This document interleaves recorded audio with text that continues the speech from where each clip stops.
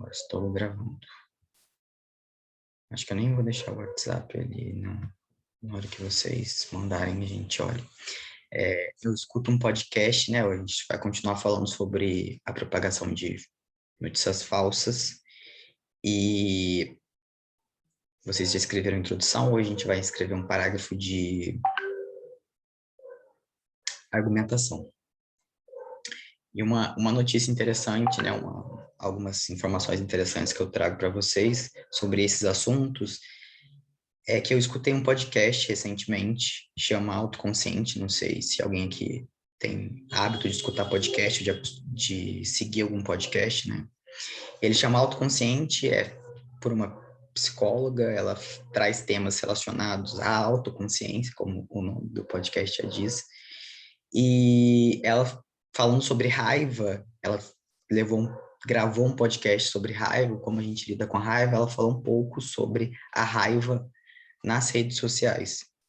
E eu achei muito interessante porque, assim, é um problema a ser debatido, que está muito presente, mais do que nunca, e em se tratando de propagação, a raiva está incluída nesse contexto, né?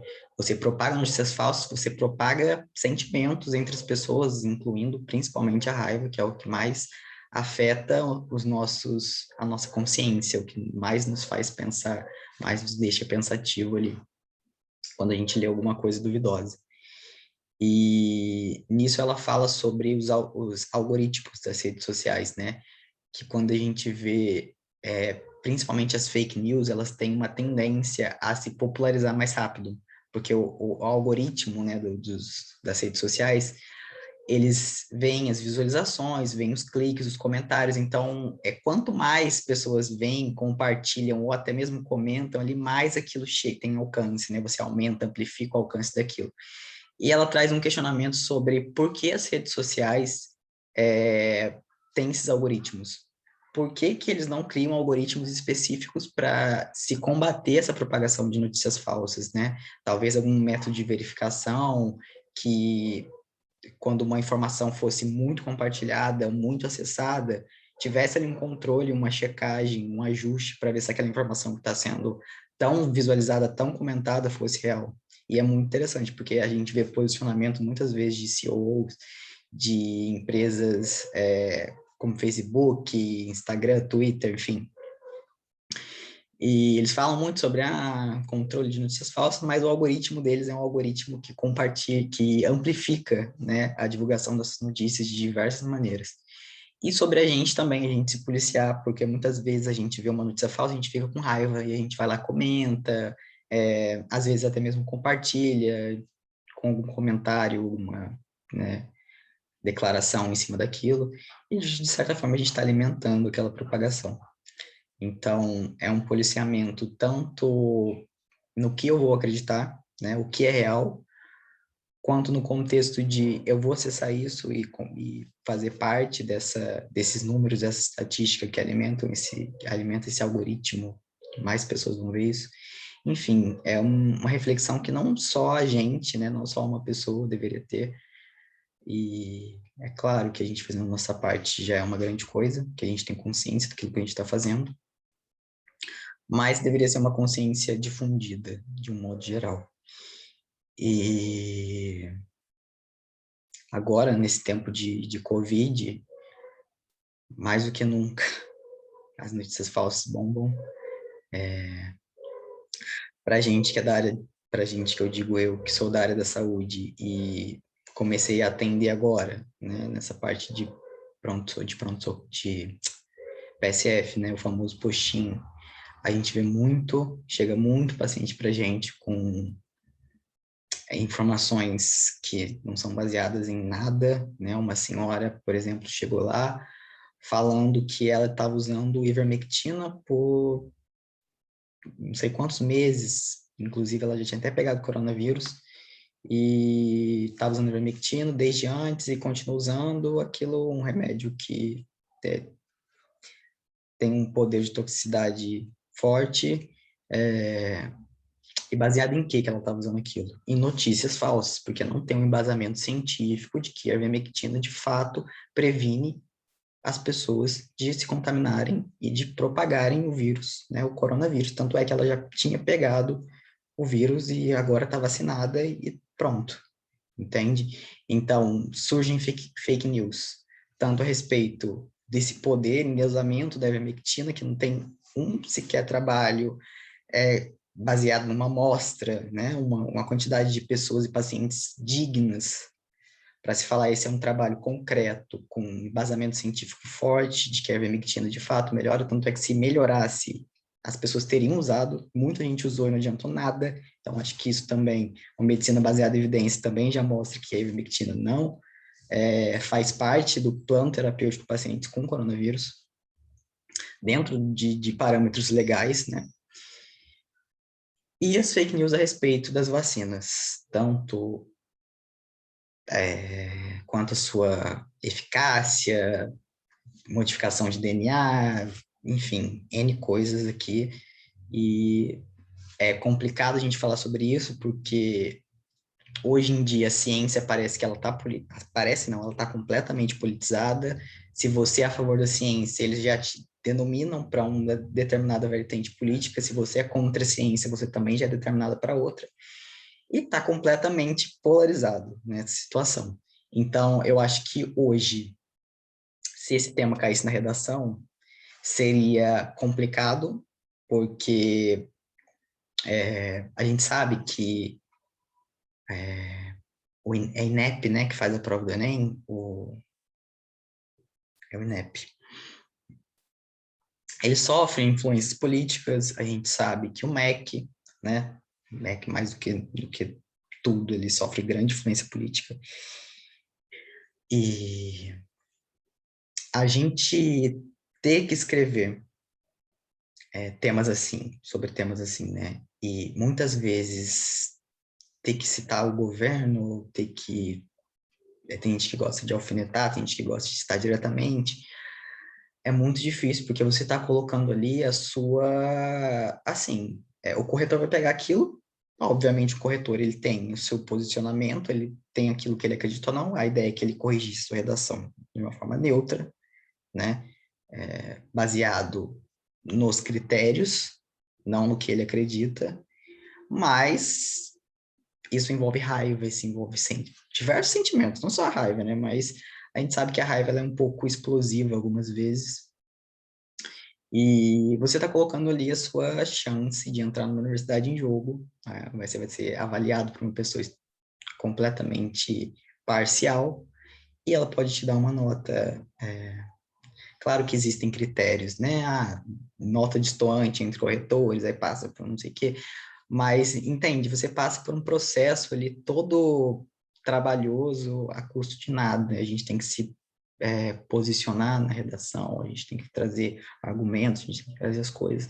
Muitas vezes as pessoas ficam emotivas na escrita, citam coisas que não deveriam, ou de uma forma muito despreparada, e gera esse tipo de problema. Então, por mais que eu traga esse tema, eu não sei. De verdade, gente, nosso Brasil tá louco. Tá tudo louco. Não sei se isso seria uma coisa provável para este ano, mas é um tema atual e que também, se você fala de tecnologia, se você fala de propagação de notícias falsas, está falando de tecnologia, que está falando de meio social, que está falando de N coisas que, de certa forma, já geram um repertório sociocultural para vocês falarem de outros temas, de outros assuntos. Me empolguei aqui na fala, falei até bastante. Alguém gostaria de falar alguma coisa ou perguntar alguma coisa? Senão a gente dá continuidade aqui.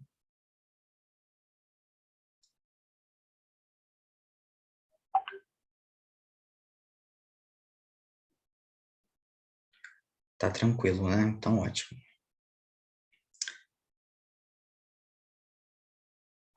Você vai ter texto motivador para fazer o desenvolvimento, né?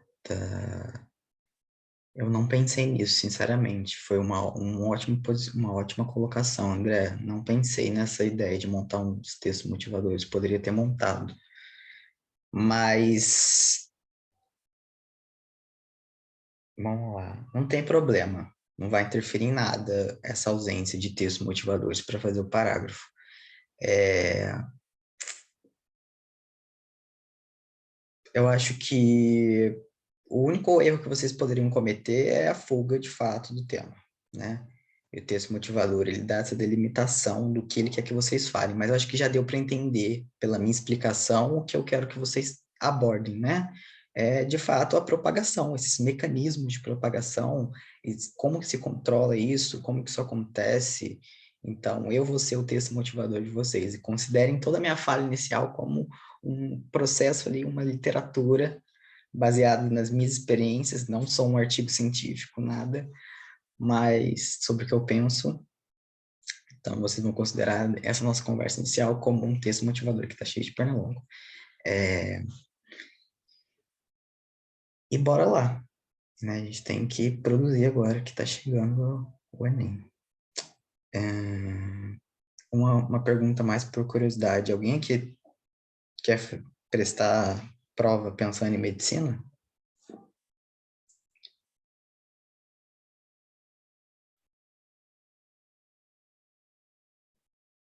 Samira, e só, né, pelo jeito. Escreve para mim o que vocês querem, para eu saber. Eu nunca perguntei isso para vocês e me deu essa curiosidade. Valdir ainda não sabe. O André também está decidindo. E Emanuele. Eu acho que eu nunca vi a Emanuele aqui na sala. Não sei se você já entrou antes. Ainda também não sabe. É isso, gente. Eu também não sabia até os 45 do segundo tempo. Então, tudo dentro da normalidade. É, então, vamos lá. Podem, podem tentem continuar baseado na introdução de vocês, porque aí a gente vai ler os dois para ver como que vai ficar. Entendeu? Você já tem a introdução ali, quem me mandou no WhatsApp tem lá salvo nas conversas. E a Emanuele, eu acho que ela não estava aqui na aula passada, né?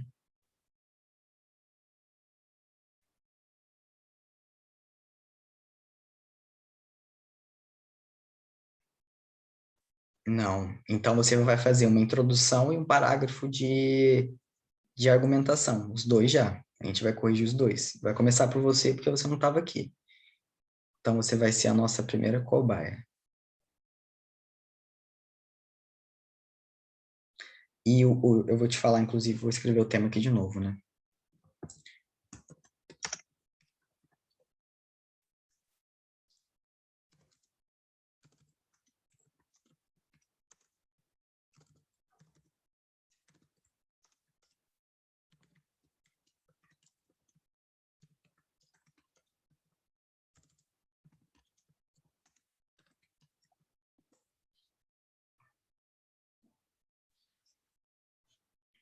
É esse o nosso tema, os caminhos para combater a propagação de notícias falsas no Brasil.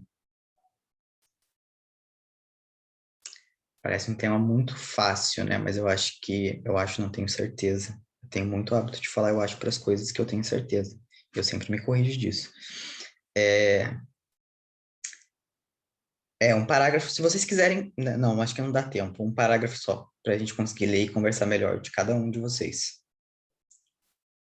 Pode ser um parágrafo até meio grande, assim, se vocês quiserem também. Não precisa ser um parágrafo muito limitado, não, porque aí já ficaria uma coisa mais, é, argumentação mais maciça mesmo. E só a Emanuele que vai escrever a introdução e a argumentação junto hoje. Hoje, dois parágrafos. Como eu estava falando, é um tema difícil. É um tema difícil de você abordar, como você vai abordar, de que maneira você vai abordar. Mas sempre a gente se baseia no que é verdade. Se você está falando de propagação de notícias falsas, nada mais justo, digno do que você falar a verdade. Então, se está na ciência, não tem que contestar, a menos que a própria ciência se conteste.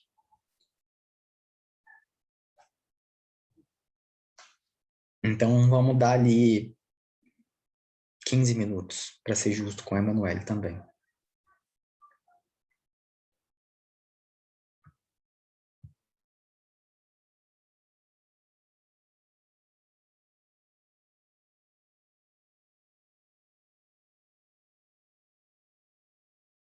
E qualquer coisa vocês podem escrever no chat, tá? Que eu vou ficar de olho aqui. Vou deixar só o microfone desligado.